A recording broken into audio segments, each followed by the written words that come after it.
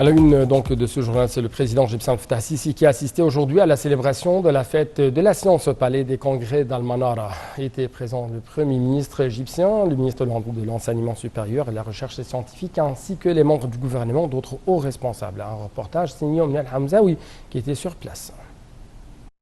La célébration de la fête de la science est la troisième en son genre en Égypte, l'année 2019 étant déclarée par le président Abdel Fattah al-Sisi l'année de l'enseignement et de la science.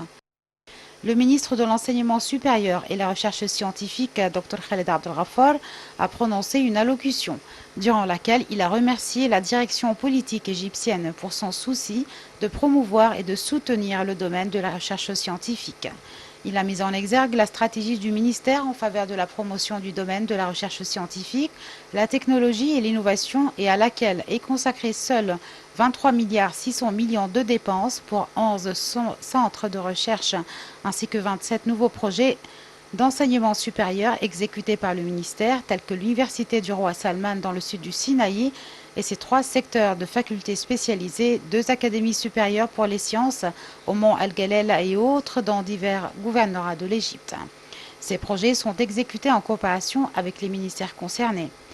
Parmi les résultats de l'élan positif dans le domaine de la recherche scientifique figure le nombre de recherches scientifiques publiées internationalement qui a atteint 250 000, l'Égypte occupant aujourd'hui aussi la 25e place en nanotechnologie. Khaled Abdel Ghaffar a ajouté que l'Égypte a publié la première édition de la stratégie nationale de l'intelligence artificielle et cela en coopération avec le ministère des Communications et la technologie d'information. Selon Khaled Abdel Ghaffar, l'initiative de partenariat intitulée Fusion a été lancée entre les ministères de la recherche scientifique et les sciences d'ingénierie, visant à promouvoir l'industrie égyptienne, notamment l'eau, l'énergie, l'agriculture, les recherches dans le domaine des électroniques.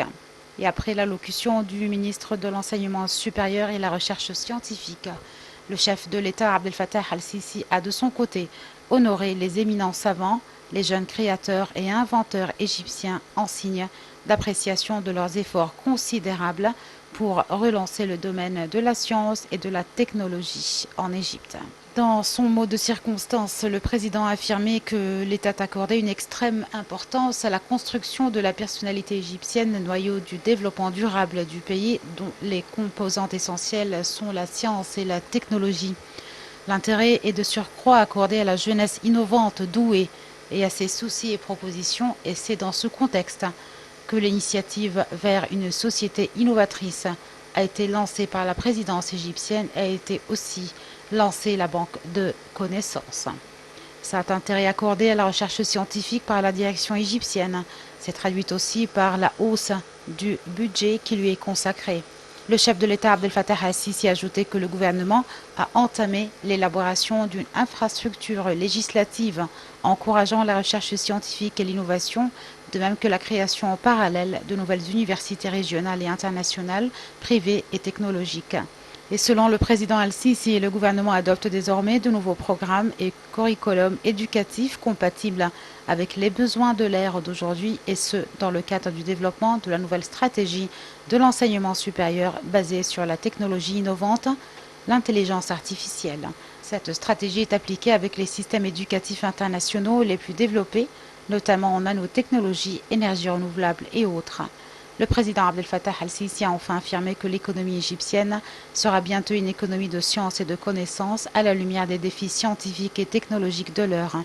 Il a enfin ajouté que l'Égypte est sur la bonne voie de développement malgré les défis qui lui sont imposés et n'épargnera aucun effort pour poursuivre les réalisations envisagées et prévues pour le développement et la prospérité de la société égyptienne. La dimension technologique du progrès scientifique se retrouve au premier plan en Égypte désormais. Aujourd'hui, les sciences et la technologie sont le développement complet de l'individu et de la société égyptienne et seront